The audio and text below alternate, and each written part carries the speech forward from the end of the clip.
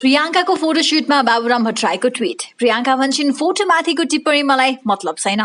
स्वागत छ दर्शकवृन्द यस विशेष रिपोर्टमा। कृपया भिडियो अन्त्यसम्म हेरेर साथ दिनुहोला। अभिनेत्री प्रियङ्का कार्की यति बेला आफ्नो पहिलो सन्तानको आगमनको पर्खाइमा छिन्। प्रियङ्काको पेटमा आयुष्मान देशराज जोशीसँगको प्रेम हुर्किँदैछ। त्यसैले प्रियङ्का र आयुष्मान गर्भावस्थाको समयलाई उत्सव जसरी मनाइरहेका छन्। सामाजिक सञ्जालमा निकै नै सक्रिय प्रियङ्का आफ्नो प्राय दैनिकी सेयर गरिरहेकी हुन्छन्। तर उनले सार्वजनिक गर्ने तस्बिर र भिडियोहरूले बेला बखतमा आलोचना थेग्नुपर्छ। मंगलबार प्रियङ्काले स्विमिङ पुलमा साथीहरूसँग रमाइरहेको फोटो पोस्ट गरिन्। क्याप्सन लेखिन् टोटल वाटर बेबी। उक्त फोटोपछि कतिले प्रियङ्काको तारिफ गरे भने कैयौंले आलोचना पनि। उनको तस्विरलाई उडाउने पनि भेटिए। तर जनता समाजवादी पार्टी नेपालका संघीय परिषद अध्यक्ष डाक्टर बाबुराम भट्टराईले भने प्रियङ्काको पक्षमा ट्विट गरेका छन्। एक ट्विटर प्रयोगकर्ताले प्रियङ्काको फोटो सेयर गर्दै लेख्छिन्, के यो आधुनिक भएको लक्षण हो? यतिसम्म आधुनिक हुन के खानुपर्छ? उनको यो ट्विटमा प्रियङ्काको पक्ष र विपक्षमा थुप्रै ट्विट भेटिएका छन्। त्यसमध्ये एक रिट्विट बाबुराम भट्टराईको छ। बाबुराम उक्त ट्विटमा रिट्विट गर्दै लेख्छन्, यति गर्न यो खानै पर्छ। एक, महिला कसैका सन्तान उत्पादन गर्ने कारखाना होइनन्, आफ्नै सन्तानका सृष्टिका स्रोत हुन् भन्ने वैज्ञानिक उन्नत चेतना। गुगल सर्च गरौँ। 2, युगौंदेखिको पितृसत्तात्मक स्त्रीदोषी रूढिवादी सत्ता र भ्रमको जालो च्यात्ने साहस। 3, ट्विटरलाई ईटको सट्टा ढुङ्गा हान्ने आत्मबल। प्रियङ्काले भने आफ्नो पोस्टमा आउने नकारात्मक कमेन्टलाई आफूले वास्ता नगर्ने बताउँछिन्। आफूले सकारात्मक कमेन्टलाई मात्र फलो गर्ने प्रियङ्का बताउँछिन्। सेलिब्रिटी भएपछि नकारात्मक प्रतिक्रिया आउनु स्वाभाविक भएको उनको बुझाइ छ। सकारात्मक प्रतिक्रिया आत्मसात गर्ने र पचाउन सक्नुपर्ने बताउँछिन् प्रियङ्का। भन्छन्, मलाई जे गर्दा खुसी मिल्छ म त्यही गर्छु। सबैलाई मेरो जीवनशैली मन पर्छ भन्ने छैन। कसैलाई मेरो जीवनशैली मन पर्दैन भने म केही गर्न सक्दिनँ, किनकि सबैको आफ्नो व्यक्तिगत विचार हुन्छ। सामाजिक सञ्जालमा आउने नराम्रा कमेन्टलाई बेवास्ता गर्दै राम्रा प्रतिक्रियामा केन्द्रित रहन्छन् उनी। 10 जनाले गाली गर्छन्, 1000 जनाले फोटो सेयर गरेर यसै नै परिवर्तन ल्याउनु पर्छ भन्ने तर्क गर्छन्। दोस्रो समूहलाई फोकस गर्छु म। घृणामा मात्रै फोकस हुन म सक्दिनँ। नकारात्मक प्रतिक्रियाले आफूलाई छुँदै नछुएको भनाइ छ प्रियङ्काको। सकारात्मक कुरा सोचेर अगाडि बढ्ने स्वभावका कारण आफू निर्धक्क रमाउन सक्ने उनको भनाइ छ। शब्दमा बयान गर्न नसक्ने गर्भावस्थाका साना खुशीहरू तस्बिर र भिडियोमा समेटेको सुनाउँछन् Priyanka. Yes, no review harms good, bad, so what? As long as it gets views, so is the reaction to harsh comment of Priyanka. Social मिडियामा उनको पोस्ट भइरहेका तस्बिरहरू तपाईँलाई कस्तो लाग्छ? कृपया सबै भाषामा कमेन्ट गर्न नबिर्सनुहोला। सबस्त एन्टरटेनमेन्ट। एक्सपेन्सिभ कुराहरू सोध्छु होइन। अहिलेसम्म तपाईँले एक्सपेन्सिभ सामान के किन्नु भएको छ? म चाहिँ म एक्सपेन्सिभ चिजहरू म त्यस्तो किन्ने भन्दा नि गिफ्ट नै मेरो लाइफ गिफ्टमै चलिरहेको हुन्छ, किन्नै पर्दैन। कस्तो सजिलो। एक्सपेन्सिभ गिफ्ट के पाउनु भएको छ अहिलेसम्म? धेरै कुराहरू नै पाएको छु। लगभग म धेरै सो गिफ्ट नै हुन्छ मेरो होइन। म यस्तो मेरो कुरा म सपिङै गर्दिनँ। सिधा कुरा भन्यो भने म कहिले पनि मलाई त्यो गएर कन्फ्युज हुन्छु क्या, यो किनौँ कि त्यो किनौँ कि यो मलाई अलिकति कन्फ्युज नै हुने मान्छे हो। त्यसले गर्दा जे पनि मेरो सपिङहरू हुन्छ मलाई वाइफले नै मलाई होइन गिफ्ट गर्छ, उसले नै ल्याएर मलाई सपिङ गरेर हुन्छ, हरेक कुरा उसले नै गरिदिएको हुन्छ। अनि त्यसले गर्दाखेरि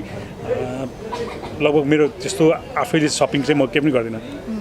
सो अब यो तपाईँको सबैभन्दा एक्सपेन्सिभ सामान आफूले नै लिनु भएको के छ? म चाहिँ धेरै जस्तो मेरो expensive I shop for like shoes, bags र पर्फ्युम्स हो मेरो चाहिँ धेरै इन्भेस्टमेन्ट जाने होइन। बिकज क्लोथ्स भनेको चाहिँ वाट आई फिल इज कोही कोही बेला अफ द ट्र्याक पनि राम्रो लुगाहरू भेटाउँछ क्या। It doesn't always have to be branded, तर smell is very important. You have to smell nice and that only comes with good perfumes होइन। अनि same with heels also I think तपाईँले एकदम सस्तो हिल्सहरू पनि भेटाउनुहुन्छ तर कम्फर्टेबल हुँदैन नि त। अनि ब्याग्स त अब मोस्ट इम्पोर्टेन्ट भइहाल्यो because they have to be strong and handy. So अब सबभन्दा एक्सपेन्सिभ के किनेको भन्दा पनि हिजोमा I just actually tell you yesterday recently duty free मा चाहिँ मैले Dolce & Gabbanaको लाइट ब्लू पर्फ्युम किनेको थिएँ which is one of my favorites and which is pretty expensive. So मेरो धेरै जस्तो एक्सपेन्सेस चाहिँ like smell, perfumes and shoes and bags प्रायः जस्तो। त्यही भएर यो अघिदेखि कता कता छ भने म ढली नै हालेँ क्या। This is light blue. तपाईँ भाउजूलाई किनेर दिनु DNG को लाइट ब्लू। ओके, सजेसन पनि पाउनु भयो है। Thank you. सो तपाईँलाई मैले अर्को एक्सपेन्सिभसँग रिलेटेड, हेल्थसँग रिलेटेड एक्सपेन्सिभ एक्सपेन्स के गर्नु भएको छ तपाईँले? हेल्थसँग सबभन्दा अब क्लबमा मेम्बर हुन्छु अनि जाँदिनँ त्यो नै सबभन्दा ठुलो एक्सपेन्सिभ त्यही नै हो त्योभन्दा ठुलो के होला र होइन त्यही नै हो मेम्बरसिपको कार्ड चाहिँ छ जान भ्याउँदिनँ त्यो नै सबभन्दा अब होइन यो चाहिँ नगरे पनि तिर्नुहुन्छ नि त्यो महँगो नै त्यो नै महँगो म चाहिँ I usually try to work out or dance हुन्छ नि जिमको मेम्बरसिप पनि छ मेरो तर त्यो धेरै जस्तो जान भ्याउँदैन स्केड्युल्स होइन तर मेरो त चेन्ज के छ भने मैले घरमै ट्रेडमिल र क्रस ट्रेनर किनेको छु क्या अहिले चाहिँ सो द्याट वे जतिखेर भए पनि I can at least give half an hour 45 minutes to work out which चाहिँ म रेगुलरली गर्न ट्राई गर्छु सो अब हेल्थमा अलिकति एक्सपेन्सिभ पर्चेस भनेको त्यही नै होला सायद because I actually but a treadmill and a cross fit मेरै कोठामा छ बिकज बाहिर गऱ्यो भने फेरि गरिँदैन नि त अल्छी लाग्छ सो रुममै छ अनि so yeah I try to do that चाहिँ त्यति पनि गर्न सकिन्छ बुझ्नुभयो भित्रबाट छ भने हस् म जगाउँदैछु भित्रबाट जगाउँदैछु थ्याङ्क यू अहिलेसम्म एकदमै महँगो भएको सम्बन्ध तपाईँ हरेक कुरा महँगो मात्रै गर्नुहुन्छ सस्तो कुरा गर्नुहोस् न प्रोग्रामै महँगोवाला हो क्या एक्सपेन्सिभ एउटा उ छ होइन म तपाईँ यस्तो मान्छेसँग क्वेसन गर्दै हुनुहुन्छ कि जो मान्छे हरेक कुराहरू महँगो भन्दा पनि सिम्पल सस्तो चिजहरूलाई नै मन पराउने मान्छे हो म होइन अब तर यो क्वेसन त राम्रो छ क्वेसन गर्नुभयो महँगो भएको सम्बन्ध अवश्य पनि ल ठिक छ बिर्सेँ नि त बिर्सिहाल्ने बानी छ अवश्य पनि महँगो सम्बन्ध भनेको अवश्य पनि मेरो मम्मीसँगको रिलेसन जुन होइन एउटा मम्मी हाम्रो रिलेसन थियो एउटा उहाँसँग ब्रेकअप हुनु पऱ्यो होइन बित्नु भयो मेरो सायद त्यो रिलेसन चाहिँ वास्तवमा एउटा गाह्रो भएको छ आजसम्म पनि उहाँसँग गएर छुट्नु पर्दाखेरिको पीडा त्यो हामीलाई थाहा छ जो मम्मी जसमा चाहिँ गुमाइएको त्यो चाहिँ एउटा महँगो रिलेसन थियो सायद त्यो हरेकको रिलेसनमा त्यो माने राख्छ होइन उहाँसँग टाढा हुनु पनि त्यो चाहिँ एउटा वास्तवमै एउटा महँगो रिलेसन ब्रेक गर्नु पऱ्यो त्यही नै मेरो महँगो रिलेसन यो कुरालाई उहाँले महँगो गुमाइसँग कम्पेयर गर्नुभयो तपाईँको पनि कुनै यस्तो महँगो गुमाइ छ जिन्दगीको भन्नाले अब यस्तो अब लुजिङ ए मदर त is something I think nobody can ever imagine होइन सो यसलाई त इमेजिन पनि गर्न सकिँदैन for me to even say anything तर टचवुड अहिलेसम्म यो कन्टेक्स्टमा चाहिँ यस्तो वेमा चाहिँ everybody is still in my life and everything is okay भनौँ न सो त्यो वेमा अब अदर देन माई पेरेन्ट्स त अरू relationships that come and go in your life त I think they are part of your life and they are there for reason नि त हरेक रिलेसनसिपबाट तपाईँ केही न केही चिज सिक्नुहुन्छ हरेक मान्छेको आगमन तपाईँको लाइफमा यतिकै हुन्छ जस्तो लाग्दैन क्या मलाई it happens for a reason so त्यो गुमाइलाई चाहिँ म गुमाएको रूपमा लिँदिनँ that was a part of my life and I moved on with my life so यहाँको जीवनको एकदम एक्सपेन्सिभ सिकाइ राम्रो ठुलो कुरा सिकेँ भनेको नै अब क्वेसन पनि आउट गरेर हुन्छ त म हजुरलाई पहिलेदेखि होइन पहिले क्वेसन म सोचेर तयारी गरेर एसएमएस गरेर क्वेसन चाहिँ यो छ भनेर होइन अवश्य पनि अब जीवनको हरेक एउटा यात्रामा हाम्रो एउटा फिल्ड कस्तो छ भने नि हरेक दिन केही न केही सिक्नै पर्छ क्या हामी चाहिँ पर्फेक्ट केही मान्छे छैनौँ नि त हाम्रो अब भनौँ न एक्टिङ गर्न जाँदाखेरि पनि हरेक दिन स्क्रिप्ट नयाँ हुन्छ नयाँ कुरा सिक्नुपर्छ होइन अनि त्यसमा त्यो स्क्रिप्टले पनि केही न केही सन्देश दिएकै हुन्छ होइन त्यो पनि एउटा हरेक दिनको सिकाइ हुन्छ महँगो नै हुन्छ हाम्रो लागि होइन अब त्यसै गरी अब कोरियोग्राफी होस् तर मेरो जीवनमा सबभन्दा मेरो फिल्मको सुरुवात नै मैले भानुभक्त मुभीबाट गरेको होइन जसमा चाहिँ साँच्चीकै आजभन्दा 200 वर्ष अगाडिको भाषा युज गरेर चाहिँ मैले फिल्म गर्नु परेको थियो मैले खाया क्रियापदमा या लाउनु पर्थ्यो खाया गया भया भनेर होइन अनि त्यो बेलाको शब्दहरू बोलेर चाहिँ मैले सिनेमा गर्न पर्ने मौका पाएँ मैले त्यो एउटा जिन्दगीको एउटा वास्तवमा त्यो फिल्मले गर्दाखेरि आजसम्म मलाई काम गर्न आउँदा पर्दाखेरि मलाई चाहिँ धेरै कुरा सिक्ने मौका पाएँ त्यो नै मेरो सबभन्दा बेस्ट सिकाइ जिन्दगीको एउटा अविस्मरणीय सिकाइ हो त्यसले गर्दासम्म आजसम्म म कहिले कहिले अब प्रियङ्कासँग त हल्का डराउने हो बाँकीसँग त म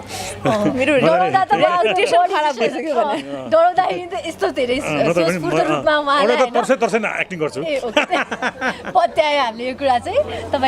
उहाँ खास केही डराउनुहुन्न मसँग फर्स्ट म क्लियर गरिहाल्छु है यस्तो हुन्छ डराउने मान्छे